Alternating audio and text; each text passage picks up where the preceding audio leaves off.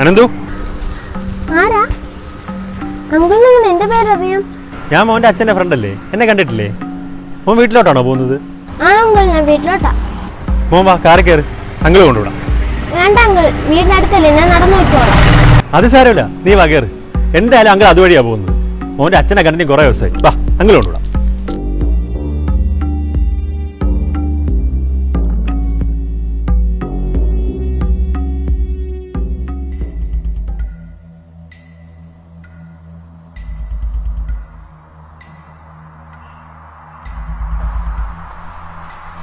ആ ഡോക്ടർ ഇതുവരെ ഇറങ്ങിയിട്ടില്ല. അപ്പം നമുക്ക് 20 മിനിറ്റ് സമയമുണ്ടല്ലേ? നീ ലൈനിൽ തന്നെ നിന്നോ, ഞാൻ പോവാ.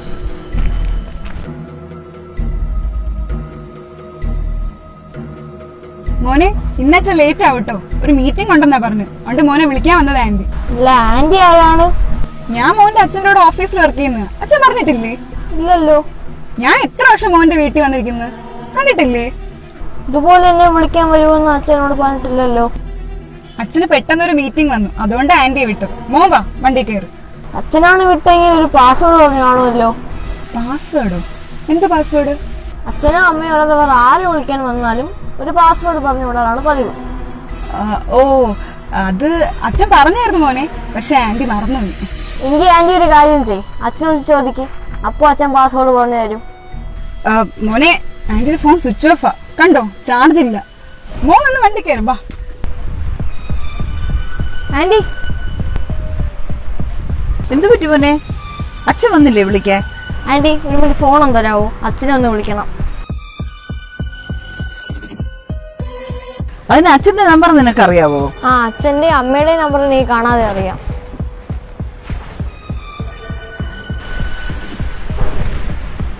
ഹലോ അച്ഛാ, എന്നെ വിളിക്കാൻ ആരെങ്കിലും വിട്ടായിരുന്നോ?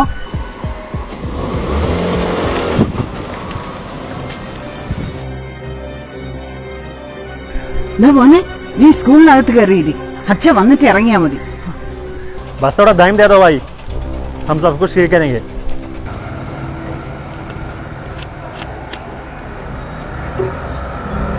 ഭായിയാണ് വിളിച്ചത്. നീ സപ്ലൈ മുടങ്ങിയാലേ പ്രശ്നമൊന്നും. എവിടെ നിന്നെടുത്ത് കൊടുക്കാനാണ്? ഒന്നാതെ കൊറോണ കാരണം റോളിലോട്ട് ഒറ്റ മനുഷ്യരില്ല, അതിനിടയ്ക്കാണ്. ഇനിയിപ്പോൾ കൊറോണ ആണെന്ന് പറഞ്ഞിട്ട് കാര്യമൊന്നുമില്ല. എത്രയും പെട്ടെന്ന് പുതിയ പ്ലാൻ എക്സിക്യൂട്ട് ചെയ്തില്ലെങ്കിലേ അറിയാലോ, എല്ലാം കയ്യിൽ നിന്ന് പോകും.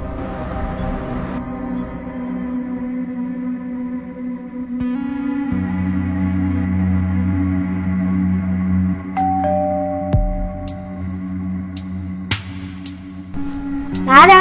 മോളെ, ഞങ്ങൾ ഹെൽത്ത് ഡിപ്പാർട്ട്മെന്റിൽ നിന്നാ. ഇവിടെ എത്ര പേരുണ്ട്? ഇവിടെ അച്ഛൻ, അമ്മ, പിന്നെ ഞാൻ. നിങ്ങൾ വാക്സിൻ ഒക്കെ എടുത്തായിരുന്നോ? എനിക്കറിയില്ല ആന്റി. ആ, അപ്പോൾ എടുത്തിട്ടില്ല മോളെ. ഗവൺമെന്റ് ഇപ്പോഴേ Covid test and vaccination mandatory ആക്കിയിട്ടുണ്ട്. മോളെ വാതിൽ തുറന്നു തന്നാൽ 10 മിനിറ്റ് കൊണ്ട് ടെസ്റ്റ് ചെയ്തിട്ട് ഞങ്ങൾ പോകും. അച്ഛനും അമ്മയും വീട്ടിലില്ല, ഞാൻ മാത്രമേ ഉള്ളൂ. ഒറ്റയ്ക്കുള്ളപ്പോ സ്ട്രേഞ്ചേഴ്സ് ആരെങ്കിലും വന്നാൽ കതവ് തുറക്കാൻ പാടില്ല എന്ന് പറഞ്ഞിട്ടുണ്ട്. മോളെ, ഞങ്ങൾ സ്ട്രേഞ്ചേഴ്സ് അല്ല, ഗവൺമെന്റ് ഒഫീഷ്യൽസ് ആണ്.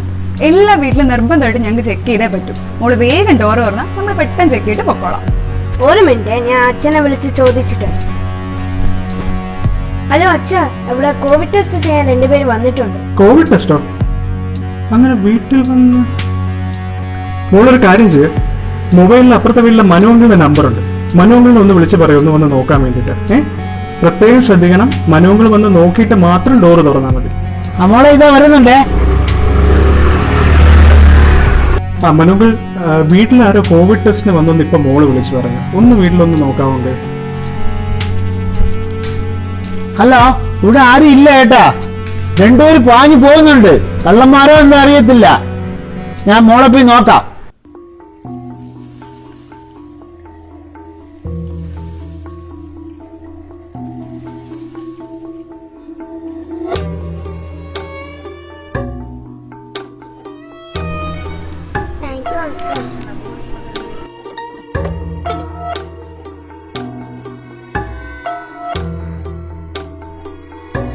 ആര് തന്നു? ആരെങ്കിലും എന്തെങ്കിലും തന്നാ വാങ്ങിക്കല്ലെന്ന് പറഞ്ഞിട്ടല്ലേ? നിങ്ങളുടെ കുട്ടിയെ നിങ്ങളുടെ പക്കൽ നിന്ന് കൊണ്ടുപോകാൻ ഈ മിഠായി കൊടുക്കുന്ന സമയം മതി, അതുകൊണ്ട് ശ്രദ്ധിക്കുക. സ്വന്തം കുട്ടികളെ നഷ്ടമാവുക എന്നത് ഏതൊരു മാതാപിതാവിനും താങ്ങാൻ കഴിയുന്നതിനും അപ്പുറമാണ്. അതുകൊണ്ട് തന്നെ നിങ്ങളുടെ പൊന്നോമനകളെ സംരക്ഷിക്കുവാൻ ഓരോ മാതാപിതാക്കളും തീർച്ചയായും ഈ 5 സേഫ്റ്റി ടിപ്സ് കുട്ടികളെ പഠിപ്പിക്കുക. നമ്പർ 1, പരിചയമില്ലാത്തവർ സൗഹൃദം നടിച്ചാലും മാതാപിതാക്കളുടെ സുഹൃത്താണെന്ന് പറഞ്ഞാലും അവരുടെ വാഹനങ്ങളിൽ കയറാൻ ആവശ്യപ്പെട്ടാലും ഒരിക്കലും അവരുടെ കൂടെ പോകാതിരിക്കുക. ഓരോ മാതാപിതാക്കളും കുട്ടിക്ക് ഒരു സീക്രട്ട് പാസ്വേഡ് പറഞ്ഞു കൊടുക്കുക. നിങ്ങൾക്കും നിങ്ങളുടെ കുട്ടിക്കും മാത്രം അറിയാവുന്ന ഒരു സീക്രട്ട് പാസ്വേഡ്. മാതാപിതാക്കളല്ലാതെ മറ്റാരെങ്കിലും ആ കുട്ടിയോട് അവരുടെ ഒപ്പം പോകാൻ ആവശ്യപ്പെടുകയാണെങ്കിൽ അവരെ മാതാപിതാക്കൾ തന്നെയാണോ വിട്ടത് എന്ന് ഉറപ്പുവരുത്താൻ ആ കുട്ടിയോട്, ആ വ്യക്തികളോട് ആ സീക്രട്ട് പാസ്വേഡ് പറയാൻ ആവശ്യപ്പെടുക. നിങ്ങളുടെ മൊബൈൽ നമ്പർ നിങ്ങളുടെ കുട്ടികൾക്ക് തീർച്ചയായും കാണാതെ പഠിപ്പിക്കുക. ഇത് നിങ്ങളുടെ കുട്ടികളെ പല സാഹചര്യങ്ങളിലും സഹായിക്കും. നിങ്ങൾ കുട്ടികളെ ഒറ്റയ്ക്കാക്കി ഓഫീസിലോ പുറത്തോ പോകുന്നവരാണെങ്കിൽ വീട്ടിൽ പരിചയമില്ലാത്തവർ വരുമ്പോൾ വാതിൽ തുറക്കാതെ ജനൽ വഴി മാത്രം സംസാരിക്കാൻ ആവശ്യപ്പെടുക.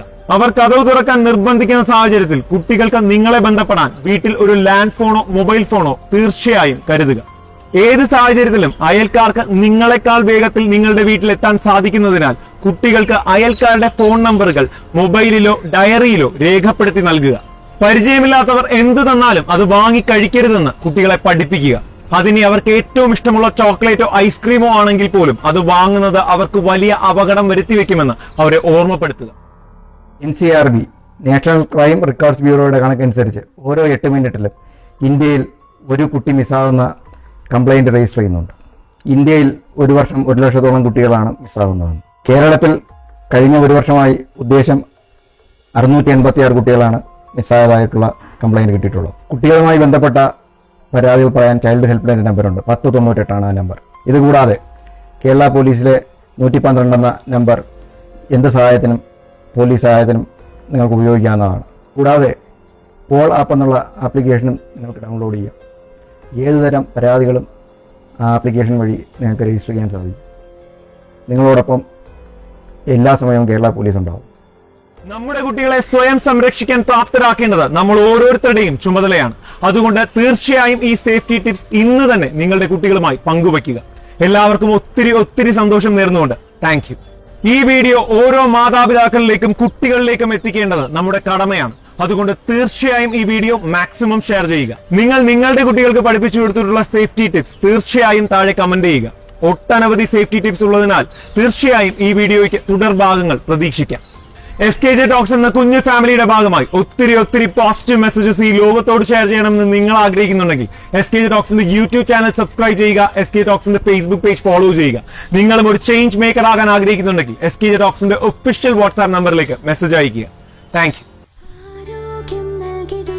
ഉയർന്ന നിലവാരമുള്ള നിലക്കടലയെണ്ണ, മന്ത്ര ഗ്രൗണ്ട്നട്ട് ഓയിൽ, ഇതേ നല്ലത്.